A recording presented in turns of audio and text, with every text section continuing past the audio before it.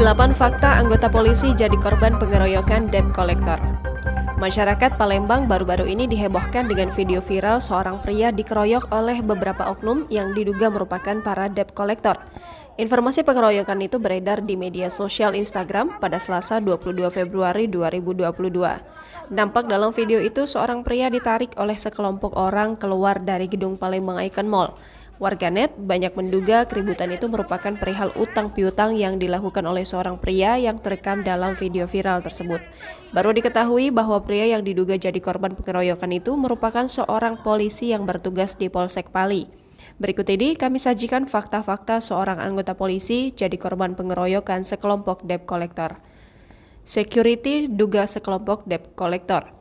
Tribunsumsel.com mencoba mengkonfirmasi lewat keterangan seorang petugas keamanan Palembang Icon Mall yang sekaligus menyaksikan kejadian itu, mengatakan pengeroyokan itu terjadi pada Senin 21 Februari 2022 sore hari sekitar pukul 15.00 waktu Indonesia Barat. Petugas keamanan itu menduga bahwa sekelompok pria yang mendatangi korban adalah petugas debt collector. Tak tinggal diam, sebagai petugas keamanan, ia pun langsung turut melerai keributan yang terjadi sampai ke dalam gedung. Pihak penagih lapor polisi lebih dulu. Setelah keributan itu viral di media sosial, perwakilan dari PT Mata Elang Sumatera yang ternyata selaku penagih utang turut didampingi pihak PT Mega Finance Cabang Palembang mendatangi Yanduan Bid Propam Polda Sumatera Selatan. Pelaporan itu didasari bahwa seorang oknum polisi diduga menguasai unit kendaraan mobil saat terjadinya keributan itu. Koordinator Collection Mega Finance Cabang Palembang, Randy, mengungkapkan bahwa dirinya mendapat kuasa untuk melaporkan oknum polisi tersebut ke Propam Polda. Kendaraan mobil yang belum lunas. Diketahui ternyata unit mobil yang menjadi persoalan dan coba ditarik itu adalah Honda Mobilio bernomor polisi B1024 PIJ. Kendaraan tersebut dibeli secara kredit sejak tahun 2017 dengan tenggat waktu selama 4 tahun.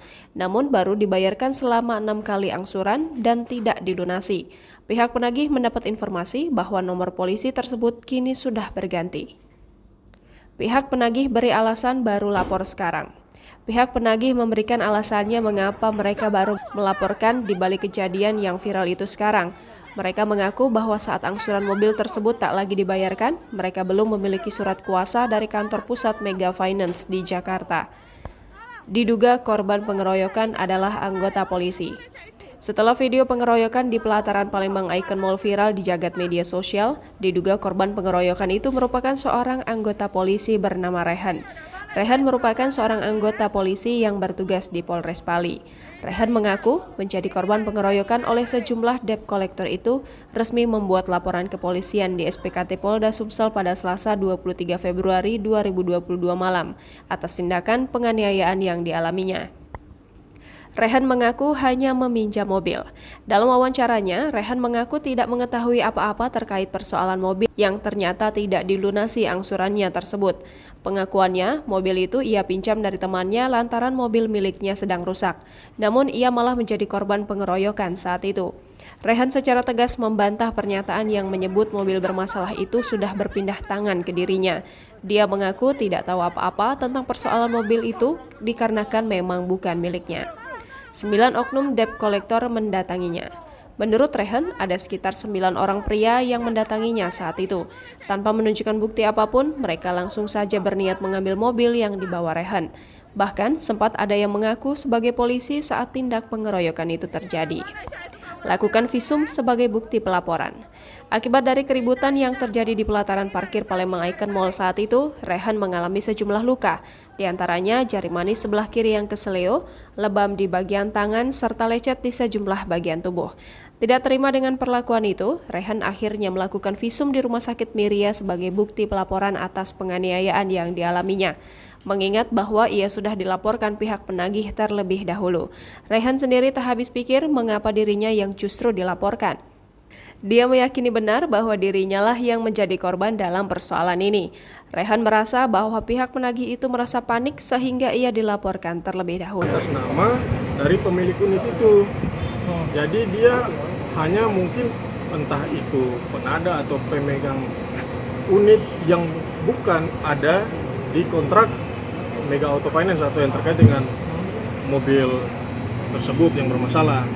Nah, setelah koordinasi dengan pihak Propam Polda, diminta dari pihak yang dirugikan, dalam ini pihak Mega Auto Finance atau Mega Central Finance, untuk membuka laporan di SPKT terkait undang-undang fidusia. Karena oknum polisi yang bersangkutan bukan atas nama atau konsumen langsung, dia hanya pemegang unit.